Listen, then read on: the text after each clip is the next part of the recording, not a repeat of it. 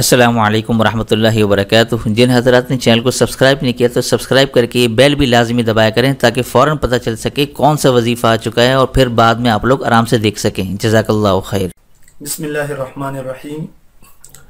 अल्हम्दुलिल्लाहि वकफ़ा वस्सलातु वस्सलामु अला मुहम्मदिन रसूलिल्लाह सल्लल्लाहु अलैहि वसल्लम, अम्मा बाद।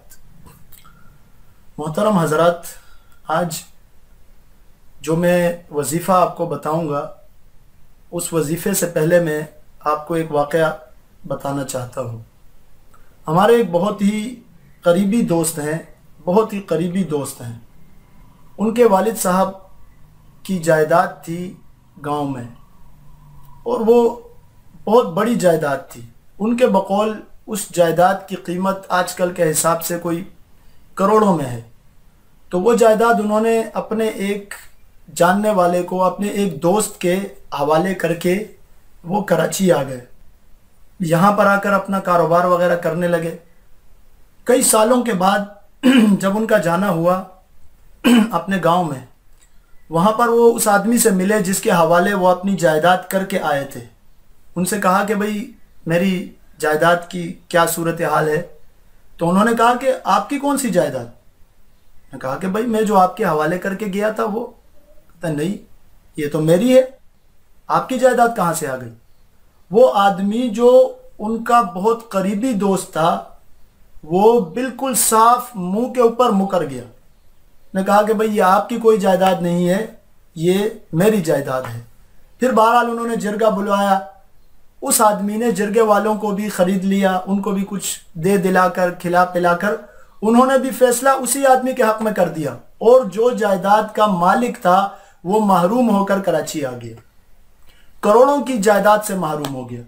ये जो जायदाद का मसला है ये ऐसा मसला है, आप रोज़ाना ख़बरों में देखते हैं कि बेटे ने बाप को मार दिया या भाई ने भाई को मार दिया, भाई ने बहन को मार दिया, कोई किसी के जायदाद पे कब्जा करके बैठ गया, कोई किसी की दुकान पे कब्जा करके बैठ गया, किसी ने क्या किया कि बाप से ज़बरदस्ती दस्तखत करवा लिए। अभी करीब में एक वाक़या पेश आया था कि एक बेटे ने जायदाद के लिए अपने बूढ़े बाप को तीसरी मंजिल से नीचे गिरा दिया।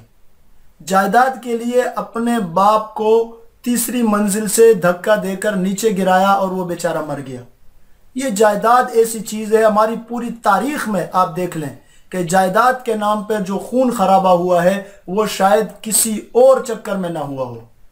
जायदाद के मामले में जितना खून बहा है आप देख लें कि बड़ा बड़ा फसाद जायदाद की वजह से उठा है।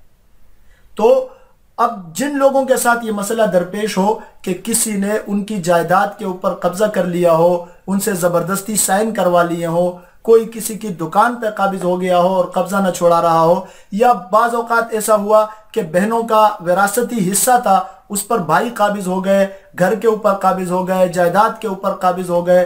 तो ऐसे लोगों के लिए जिनकी जायदाद किसी के कब्जे में है उनके लिए एक बहुत ही नादिर और नायाब वजीफ़ा जो है मैं वो आपको बताने वाला हूँ।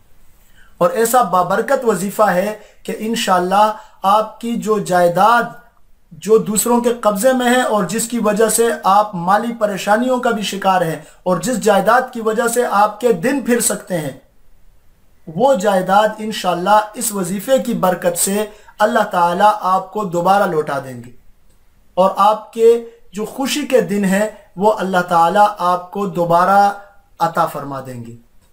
और वो वजीफ़ा ये है कि अल्लाह तबारक व ताला का एक नाम मुबारक है। आप यकीन रखें अल्लाह तबारक व ताला के नामों पर, इन नामों की बड़ी बरकतें हैं।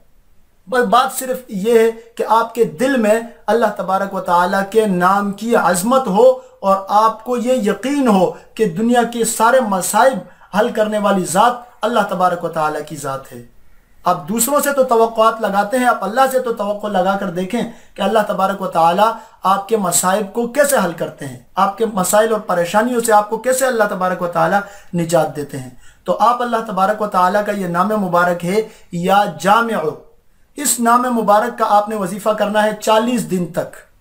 40 दिन तक आपने इस नाम मुबारक का वजीफ़ा करना है। आपने रोज़ाना 3125 मरतबा ये नाम मुबारक आपने इसका विर्द करना है।